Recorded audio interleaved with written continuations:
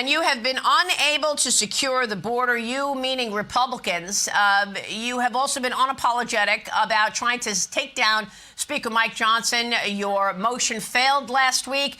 You're being criticized, Congressman, because of the timing. We're 6 months away from an election, and you are, quote, creating disruption. What do you want to say to those people who are criticizing you for these efforts? Thank you very much for that question. You know, the disruption, the chaos, and the drama is in American people's lives. My friends aren't rich billionaires like many of the donors that my colleagues only listen to. My friends and family are regular people, and my constituents are regular people that are sick and tired of being kicked in the teeth every single day by the stupid decisions in Washington, D.C. You know, our wide open border is the only border we should be focused on.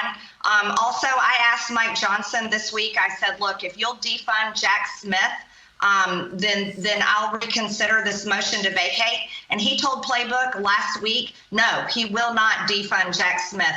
The weaponized government is one of the most terrifying things we're seeing. President Trump is being prosecuted not only by Biden's Department of Justice, he's being prosecuted by radical DAs that are funded by George Soros in multiple states. And this is something the American people are sick and tired of. They're fed up with Republicans that will not defend President Trump. And that started all the way back with special counsel Robert Mueller. So when I asked Mike Johnson, I said, defund Jack Smith and the special counsel. Special counsels have only been around for 25 years, Maria. They're not baked in our Constitution.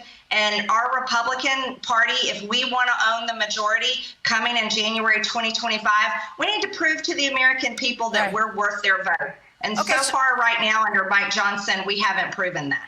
So this is new, because when we first talked about you trying to oust Mike Johnson, it was really about Nancy Pelosi's budget and continuing to spend without securing the border. But now you're talking about Jack Smith and defunding these indictments. Let's take a look at what Playbook reported, because you're right.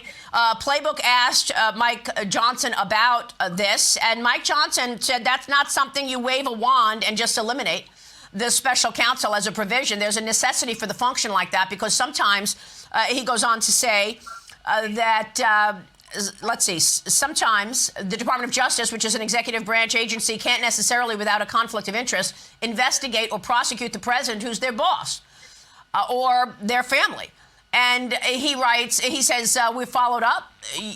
So are you prepared to write language eliminating Smith's job into the appropriations bills? His answer, no. He will not eliminate the special counsel. Look, people are trying to figure out where is the crime that President Trump committed as he sits in that Manhattan courtroom all day. Why do you think Mike Johnson won't defund Jack Smith? Well, Mike Johnson's owned by the Democrats, and that proved me to be right again. When I called the motion to vacate, it wasn't Republicans that saved Mike Johnson. It was Democrats that saved Mike Johnson. And when you have Nancy Pelosi, who was Speaker of the House when they impeached President Trump twice, and you have Jerry Nadler, who was chairman of the Judiciary Committee that led the impeachment against President Trump, voting to save Mike Johnson, that tells the American people everything that they need to know.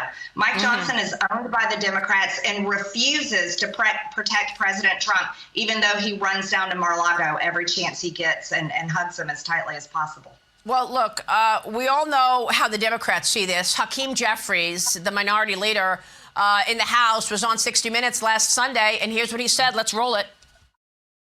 Even though we're in the minority, we effectively have been governing as if we were in the majority, because we continue to provide a majority of the votes necessary to get things done. Those are just the facts. I mean, Congresswoman, he said it. Those are the facts. They're providing the bridge to get passage of laws. That's right. And what Hakeem Jeffries said is absolutely correct. And the two-part omnibus that Johnson passed literally delivered Hakeem Jeffries and the Democrat agenda directly to Chuck Schumer, and Joe Biden couldn't wait to sign it into law. But when we have a Republican elected speaker that is unwilling to fight for just a few things that I offered him, then it's proven to Republican voters that we're not doing the job that we were given in 2022 when America gave us the majority. And I stand with President Trump. I support him, and I'm going to fight for him as hard as possible. But if we're going to be a Republican conference that can actually deliver President Trump's agenda, then we need to get in shape and be prepared to do that. And while the election is only 6 months away, we aren't ready. And our voters know it, Maria. Our voters know it. They're saying they're going to skip representatives' names on the ballot. They're going to vote for President Trump, but they're going to skip our names. And that's the most dangerous position to be in. Okay, so as we wrap up here, final question, and I go back to what I asked you earlier about the timing. You say you're supporting President Trump, but is now the time for this disruption 6 months before the election to fight to get a new speaker in place? You know why the Democrats always roll over the Republicans, because they all stick together. They all vote the same way. You don't.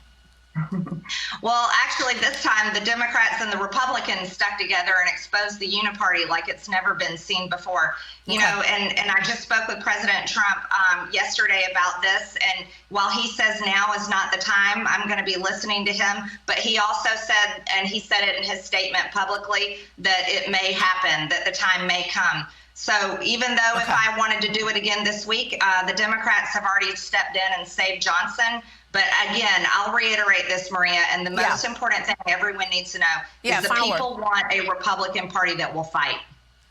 Congresswoman, thank you.